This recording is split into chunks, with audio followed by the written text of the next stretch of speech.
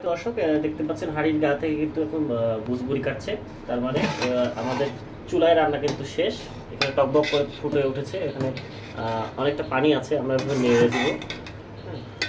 একদম টকবক করে ফুটে উঠতেছে, ঠিক এই পজিশনে আমরা ভাতটি নামিয়ে দেবো। নামিয়ে দ্রুত আমাদের সবুজ রান্নার ব্যাগের ভিতরে আমরা দিয়ে দেবো। প্রিয় দর্শক, এইরকম মিটমিটে গ্যাসে এত দ্রুত রান্না করা সম্ভব হতো কিনা আপনারা দেখেন। একেবারে কিন্তু গ্যাসটা চোখেই দেখা যাচ্ছে না, আগুনটা একেবারেই দেখা যাচ্ছে না। আমরা কিন্তু রান্নাটা সম্পন্ন করে ফেলেছি।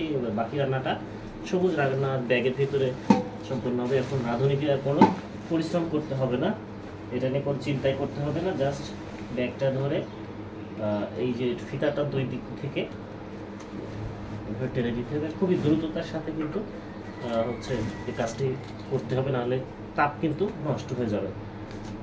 প্রিয় দর্শক, আমরা গ্যাসটা একটু অফ করে নিই।